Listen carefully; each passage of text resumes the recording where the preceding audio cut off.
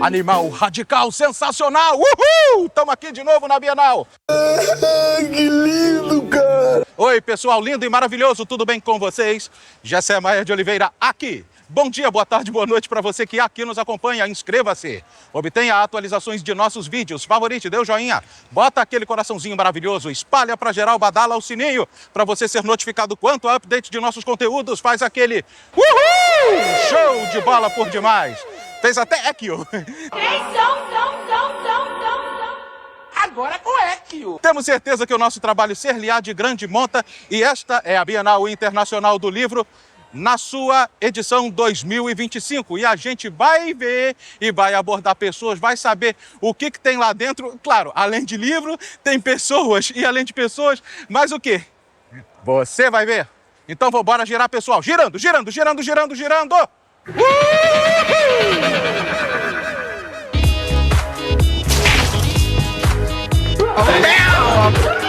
Eu aproveitei a oportunidade, microfone acabou aqui a pilha, mas a gente, no improviso, no gogó, vai abordar essa que é uma das veteranas do jornalismo do Brasil. Ela começou na RBS TV, atual NSC TV, catarinense de nascimento, ocupando várias editorias, como por exemplo a Editoria Rio e também matérias especiais para o Fantástico. Ela já foi para a China, ela já foi para Nova York, ela já foi para Orlando, na Flórida, para cobrir a Copa do Mundo e ela vai falar sobre o seu livro Sônia Bride. Boa tarde a todos. Eu estou aqui na Bienal hoje para fazer uma conversa e autógrafos ao meu livro Lauai, As Aventuras de uma Repórter Brasileira na China. É um livro sobre os 2 anos que eu passei morando na Ásia, cobrindo vários países da Ásia, mas baseada em Pequim e vendo toda a transformação do país rumo a esse desenvolvimento que a gente tem visto tão acelerado na China hoje. E um desenvolvimento muito grande, não obstante o fato de ser uma das maiores, se não a principal potência comunista do planeta, que adaptou todos os ideais de comunismo para a economia de mercado. Dá para debater se aquilo se chama comunismo. Eles dizem que é socialismo com características chinesas. O que quer dizer é uma mão forte, é uma ditadura, é um país que tem um governo que faz o que bem entende a hora que quer. Tu deve ter se lascado, né? Tá conseguindo fazer algumas coisas que são muito interessantes ao mesmo tempo, né? Então, assim, o governo chinês, ele tem lá seu lado bom e tem seu lado ruim, mas eu não acredito que cercear liberdades seja uma forma justificável pelo desenvolvimento.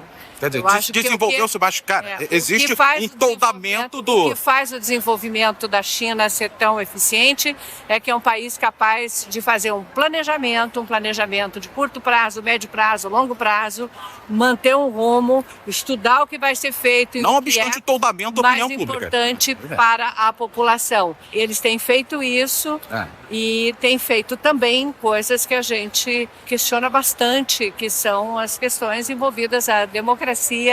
Boa tarde. Envolvidas com democracia, liberdade e direitos humanos. E tá aqui, ela com certeza está sendo muito tietada, ela está um pouquinho atrasada porque ela vai dar atenção à galera dela, ao livro dela, a palestra também que tu vai dar junto às principais influenciadoras, né? Portanto, tá liberada, Sônia Bride, muito obrigado. Obrigada, um abraço. Beijo, valeu.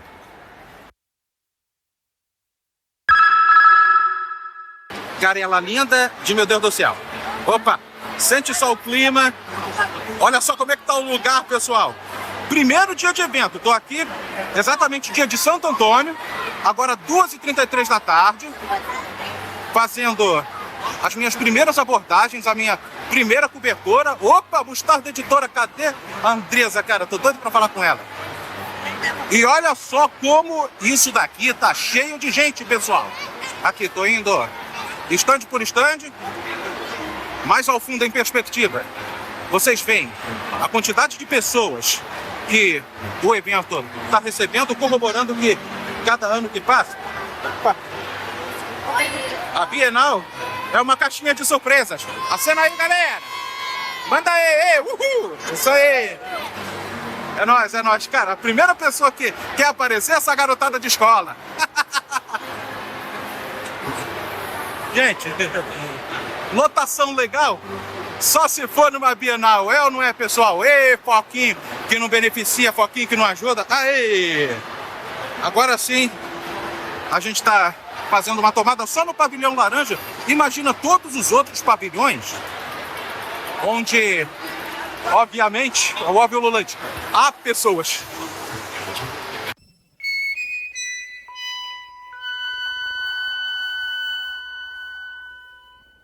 Relançamento aqui para vocês, uma figura eminentemente representativa do Brasil e também do estado do Maranhão, com ilustrações de Leonardo Malvasi, da Terra, Alberto Rodrigues. E aí, gente, tudo bem? Espero que sim. O Da Terra tem essa proposta de falar do meio ambiente, falar das memórias, a partir da vivência, da infância, das crianças, que vai se relacionando com o meio ambiente e com a sua família, principalmente com a cultura popular brasileira, São Luís do Maranhão.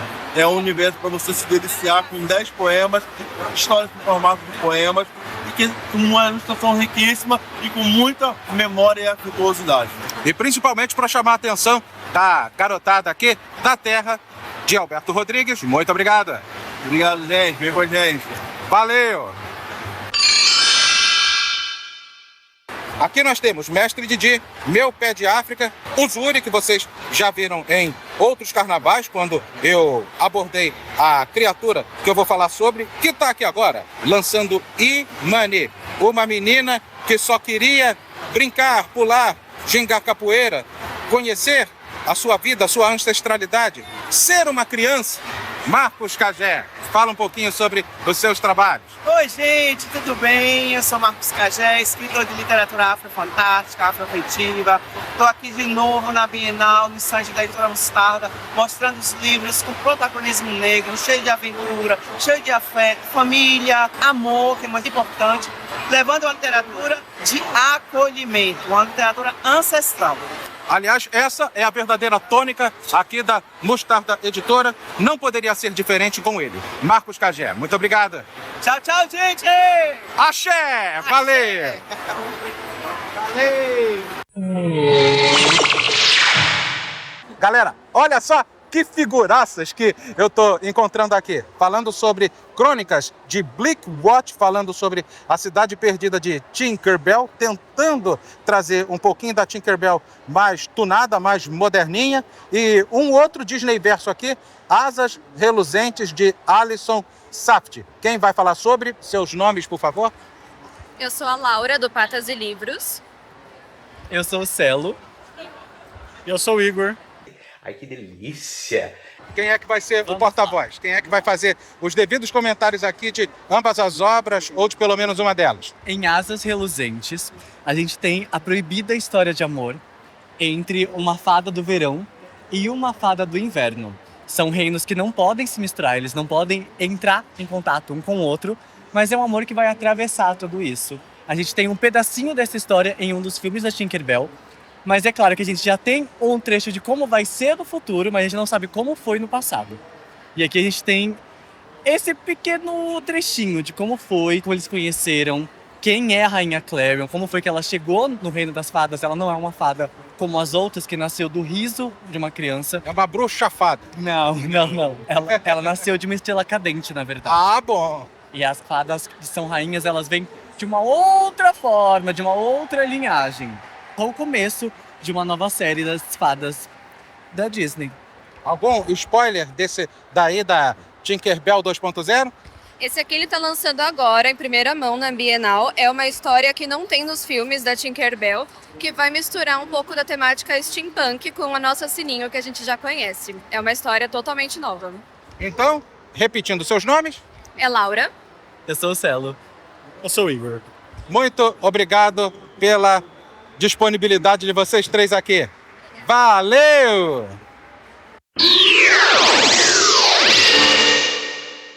Aqui, gente, a continuidade desse romance, a respeito do qual nós falamos em bienais passadas, já é a terceira bienal consecutiva em que essa fofura de criatura está falando comigo, confundindo as coisas sábias com as coisas sensatas através de...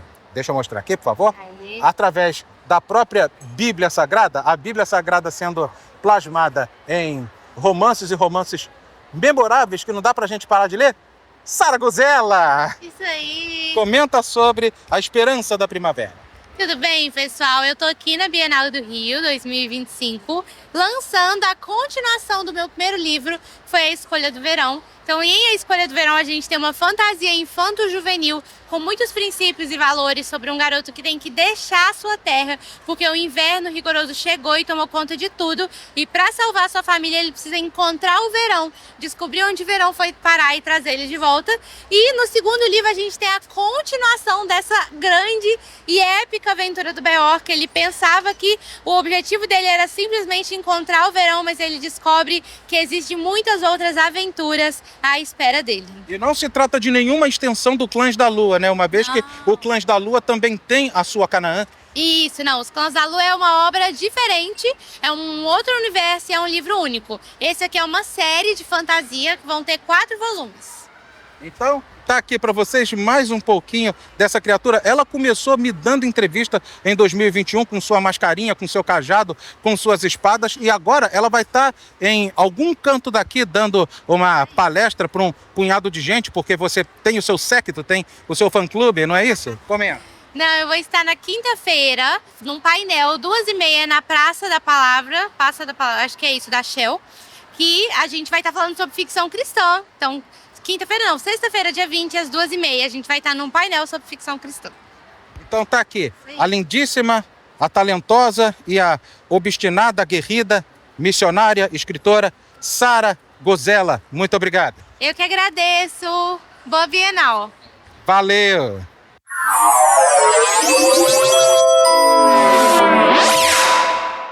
Aqui está mais um exemplo do quanto cativa as Roman fantasias sombrias.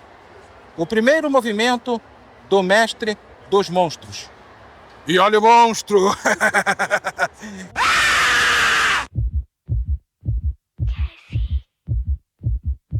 Indo te assustar através das letras e através da escrita de Kai Sodré. Fala um pouquinho sobre o seu romance.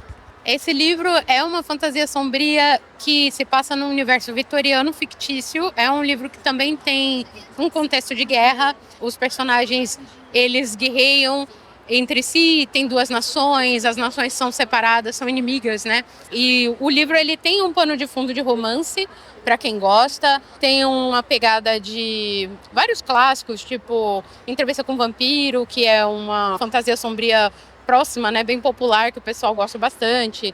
Tem pegadas tipo Drácula, bem famoso, né, tipo o grande clássico dos vampiros.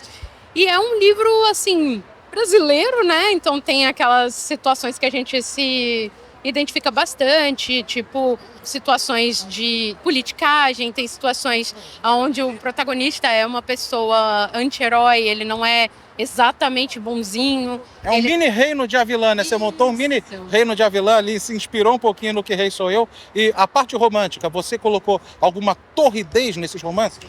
O romance, ele é num estilo que a gente chama de, no inglês é slow burn, né? No português a gente chama de migalhas de romance. Então ele vai acontecendo devagar, gradualmente, e vai evoluindo conforme os personagens vão se conhecendo.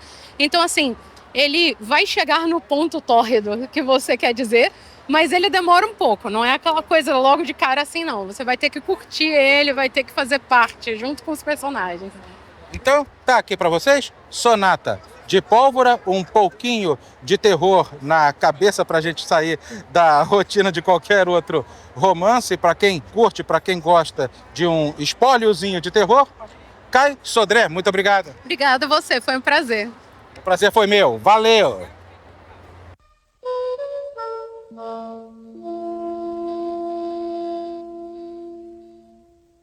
Lembra da mascarinha que eu mostrei com a entrevistada anterior? Ela diz respeito a uma série de livros que serão lançados dando conta das crônicas do Apocalipse. Aqui a gente tem um indivíduo que ele é mau por natureza. Essa é a principal motivação, esse é o principal mote de vida que ele tem, e isso daí vai se arrastando, vai se arrastando, vai se arrastando. Vai agoniando a gente e liberando para nós uma imaginatividade que é nitroglicerina pura.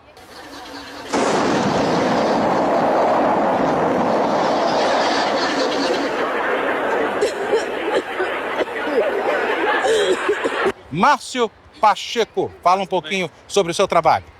Eu sou autor desde 2019, lançando As Crônicas do Apocalipse, é uma série que vai ser de 6 livros e trabalha essa parte do bem e o mal dentro de cada um dos seres humanos, né? Então ela faz uma abordagem dos Cavaleiros do Apocalipse, mas não de forma nem religiosa nem fantasiosa, é mais tecnológica mesmo. Tu parou no volume 3, você vai prosseguir ou já prosseguiu com os outros volumes? Isso, Espólio da Guerra. No momento eu estou escrevendo O Refúgio da Fome, que é o 4º livro da série, e na sequência vem Despertar da Morte, 5º Cavaleiro. Se tudo der certo, quero estar lançando ano que vem O Refúgio da Fome em São Paulo e no outro ano Despertar da Morte aqui na Bienal do Rio de Janeiro. É, né? Porque não faz sentido, cara, só esse indivíduo ficar levando vantagem, todo mundo se lascando e o mundo se acabando sem ter ninguém para salvar, né? Sem ter uma espécie de consolador prometido. Você falou aqui comigo quando a gente fez o release que não é nenhuma pretensão sua você fazer profecias ou então fazer uma hermenêutica, uma exegese do Apocalipse, né? A gente pegou o contexto, né? A figura dos cavaleiros, mas eu quis fugir dessa linha religiosa, porque tudo que eu via sobre Cavaleiros do Apocalipse tinha pegada com fé, com questão dos cavaleiros em si, anjos, demônios, né? Eu quis ir para uma linha um pouco mais tecnológica.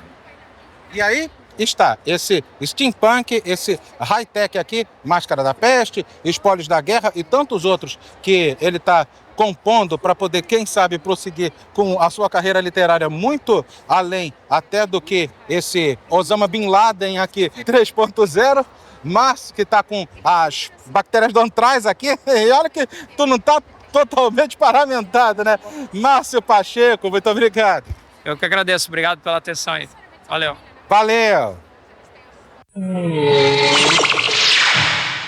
Com um pouquinho da morbidez do terror, nós temos aqui 2 coletâneas, uma delas intitulada Secretum Mortis e a outra, A Última Visita, organizada por Rick Bezerra, ou melhor, Rick BZR, o que está se passando na cabeça de vocês para comporem tantas histórias malucas? Será que é alguma vivência estranha ou não? Ah, simplesmente eu assistia Cine Trash, Night Visions, Contos da Cripta. Qual foi dessa situação toda? Esse daqui a gente resolveu fazer uma coletânea que mostrasse a morte como um dos personagens. Então ela tá sendo protagonista, coadjuvante, ela sempre vai aparecer em um dos contos, perturbando o personagem, ou o personagem vem dela se aproximando, sem ter para onde fugir. Alguns conseguem fugir da morte, mas por pouco tempo, e outros já não tem nem como. Mas que nem o Cazuza, vem a cara da morte, ela tá viva. Já era. Tipo Cazuza. E esse daqui são 41 contos de terror, suspense e dark fantasy. Vários escritores? Vários escritores. E do Brasil inteiro. Do Brasil inteiro. Secretum Mortis. Mesma pegada, né? Mesma toada ou tem alguma situação diferente? Esse daqui é uma coletânea de dark fantasy, suspense, terror, thriller.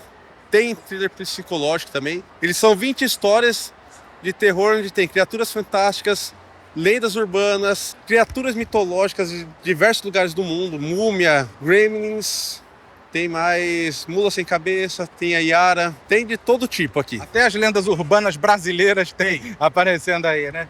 Eu abro o conto com a releitura da Emília, a origem da Emília. Olha só, tá aqui para vocês Secretum Mortis e também A Última Visita. Coletâneas de várias histórias de terror em que ele escreve algumas coisas e também organiza, feitas no Brasil inteiro por Rick Bezerra, ou Rick BZR. Muito obrigado. Agradeço, gente. Boa Bienal. Valeu!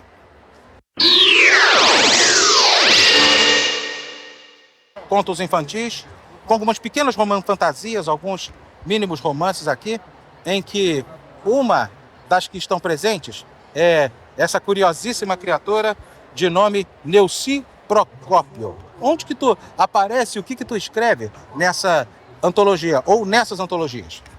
Bom, a primeira era Uma Vez. Esse eu tenho um conto. Eu conto, na verdade, essa história aqui eu falo do bullying, com certa leveza, sem cobrança. É um livro que eu acho que é bem interessante que as escolas tenham, que as crianças leiam e que discutam sobre. Eu conto nessa minha história a minha história de vida. Uma criança vindo do interior com poucos anos de idade que sofreu muito bullying. Tanto quanto as criancinhas de hoje, de repente até mais, né? num tempo em que não se falava sobre a existência do bullying. Essa palavra, né? Eu, uma menina bem do interior, eu não estava preparada para a cidade grande. A vida urbana em si, eu não estava preparada. Então eu sofri muito e sabemos quem sofre bullying, que são marcas que ficam para a vida toda. Então, baseado na minha história, eu escrevi, colaborei com essa antologia. E o romanceamento da sua vida foi a sua verdadeira psicologia, foi o que te ajudou a suplantar as dores do mundo, as dores da vida, né? Ajuda sim, ajuda muito sim. É tu colocar no papel, tu colocar para fora o teu sentimento e mostrar para o mundo a importância de... A gente viu agora mesmo, nessa semana, um massacre que houve na Hungria, se não me engano, por causa do bullying. Mais de 10 pessoas foram mortas, adolescentes, por causa de um adolescente que sofreu muito bullying na escola. Então, eu quero retratar nessa história aqui e que as crianças leiam e tiram as dúvidas. A gente vê uma coisa como essa muito parecida, inclusive, em se tratando dos twitters da vida. Gente que escreve verdadeiros textões e que são subestimadas pelos seus textões, em que ali elas se embriagam sobre sua própria vida e tem gente que fala um monte de coisa e aí a cabeça fraca leva para uma série de descaminhos. Entendedores entenderão. Verdade, verdade. Aqui está 1001 Noites também, está participando? As 1001 Noites aqui eu colaboro com uma poesia. Na verdade, não, eu não sou uma poeta, não posso dizer que eu não sou uma poeta. Eu escrevi porque eu vi o edital da Lura e como eu já tinha participado de outras antologias, eu vou escrever. Baseado numa história que um amigo contou. Alguns sonhos, algumas coisas assim que ele teve, e que ele misturou sonho com realidade e eu resolvi colocar aqui e deu certo. Deu certo? Deu certo. Aqui está um compêndio onírico e também alguns desabafos, o seu divã literário. Neuci Procópio, muito obrigado. Obrigada, eu que agradeço. Muito obrigada. Valeu! Olha que grata surpresa que eu estou encontrando aqui. Um youtuber bastante conhecido na condição de difusor da literatura, um profundo conhecedor das letras, um profundo conhecedor da nossa língua vernácula, que está aqui novamente enquanto autor e também enquanto profissional da plataforma, Diego Cardoso. Parece que você vai estar palestrando em algum outro canto por aqui, não é?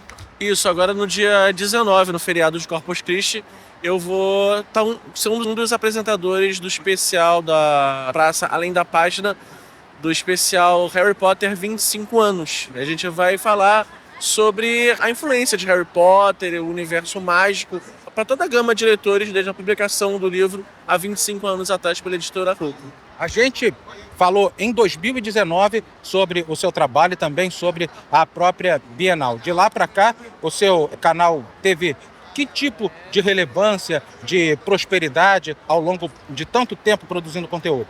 Acho que amadureci um pouco o tipo de conteúdo que eu vinha produzindo. Hoje eu me dedico também um pouco mais à literatura policial, que era algo que eu não fazia tanto no canal naquela época. Resenha sobre clássicos, ainda mantenho um pouco fiel à estética original do que era o BookTube na época. Sobretudo falando de autores clássicos, principalmente os autores clássicos, tanto internacionais quanto da nossa literatura. Sim, principalmente da nossa literatura. Eu gosto muito de literatura brasileira. Eu sou recém-formado em letras. Português, literatura? Exatamente. Então é um campo que já faz parte da minha vida e agora mais do que nunca.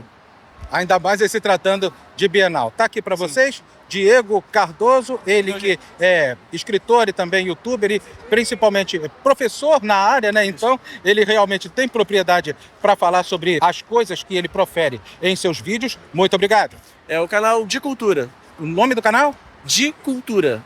di.cultura. Ok, valeu! Tchau, tchau. Aqui nós temos Medicina Ayurvédica, aqui nós temos o Seu Momento, Ana Maria Braga, uma seleção de poesias em que ela se calca num grande amor argentino e aqui o motivo pelo qual ela foi feliz externou a sua felicidade em forma de letras e também em forma de ilustrações através de uma literatura infantil. O divisor de águas em sua vida foi o momento no qual ela gerou o motivo pelo qual ela teve bons sonhos. Cristine Pombo. Fala um pouquinho sobre o seu trabalho, sobre a sua vida e também o momento pelo qual você atravessou de ser mãe? Muita coisa. Então, primeiramente eu adoro escrever, então, por isso são livros diversos e eles vão caminhando junto com as minhas ferramentas, né, de trabalho. Então eu gosto de escrever, gosto de cozinhar, então comecei com o livro de poesias, depois o de receitas. Eu trabalho com Ayurveda há muitos anos e com isso também, junto da maternidade, quando eu fui mãe em 2020, nasceram outros filhos que são os livros e isso gera essa expressão, né? Então poder ter a minha filha e poder também com isso me inspirar mais. Então por isso tem um livro infantil que fala sobre a minha privação de sono, então eu transformei isso, que é uma coisa bem delicada, desafiadora, em arte. Eu estou lançando o livro novo sobre conquista dos sonhos, conquista de prosperidade também, que está para chegar, vai chegar semana que vem. E os sonhos, você pode dizer que você conquistou esses sonhos durante a pandemia, né? Além do próprio sonho maior que você realizou de colocar no mundo quem está te fazendo mais feliz, né? Com certeza. Inclusive, o livro novo, ele tem muito a ver com eu me dar conta de que viver a maternidade, ter a minha filha, é um sonho vivo, né? Então, ela é meu sonho vivo. Então, eu tenho a propriedade de poder falar, façam, sigam, conquistem os seus projetos, os seus sonhos, as suas metas, não tenham medo, né? Se exponham aqui na Bienal, aonde for no mundo. Se entreguem. Se entreguem, exatamente, é isso aí. Então, tá aqui um pouquinho de tudo o que ela tem, do que ela possui e também a sua felicidade aqui. Que sorriso bonito. Cristine Pombo, muito obrigado. Obrigada, querido. Valeu. Valeu.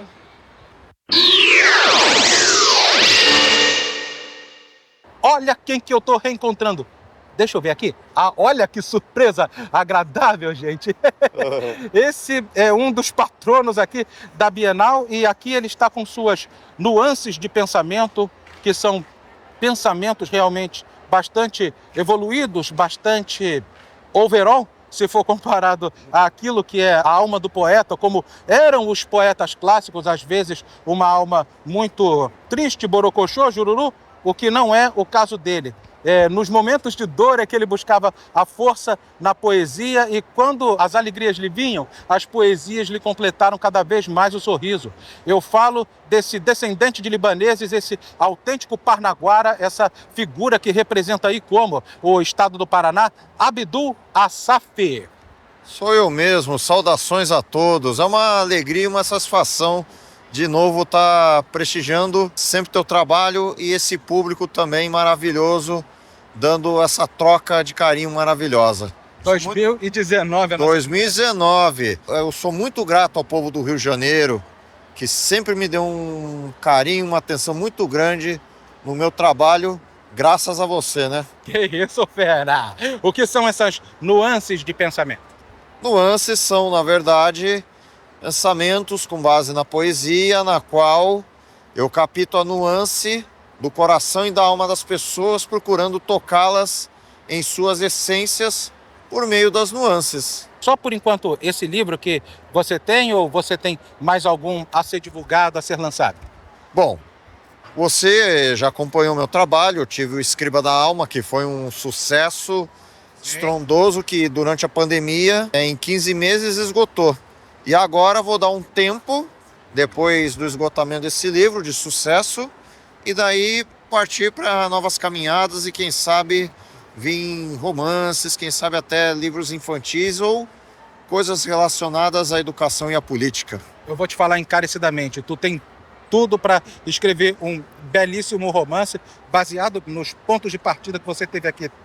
Através de sua poesia, você leva realmente jeito para um bom e cativante romance. Muito obrigado, sabe? É uma alegria ouvir isso de uma pessoa conceituada como você. Não, nem tanto, mestre, nem tanto. Então tá aqui, Nuances de Pensamento, o livro destaque aqui da pandemia, Morram de Inveja. E o Prêmio Literarte Bienal do Livro, faço uma ideia, o tamanho da sua felicidade, bem se vê no seu sorriso, bem se vê no seu rosto, que tá mais larguinho se comparado à última vez que a gente esteve junto. Abdul Assaf, meu filho, muito obrigado. Um abraço a todos e obrigado, Rio de Janeiro, por esse prestígio nos meus trabalhos literários. Gratidão sempre e eterna, povo do Rio de Janeiro. Valeu! Ai, pessoal, tô aqui desparamentado, sem microfone, sem retorno, sem nada, só com áudio da câmera, cansado, morto com farofa, depois de um dia aqui sondando o evento, conhecendo pessoas, trocando ideias, fazendo triagem, fazendo intercâmbio, isso e aquilo outro que a gente faz como em todo o evento da monta que é a Bienal Internacional do Livro. Mas a gente continua. Assim sendo, vamos ficando por aqui, prometendo voltar, se assim o nosso Deus quiser e, é claro, permitir, com mais. E quando eu estiver descansado, quando eu estiver com a minha voz bacana, em uma outra oportunidade. Se eu não voltar, é porque abafa o caso. Deus que me livre e guarde. Assim sendo, vamos ficando por aqui, prometendo voltar, se assim o nosso Deus quiser e, é claro, permitir, com mais em uma outra oportunidade. E lembre-se sempre, com Deus à frente, você é mais que vencedor. Fiquem todos com Ele, portanto, e a gente se vê, como sempre, one more time, more and more time. See you later.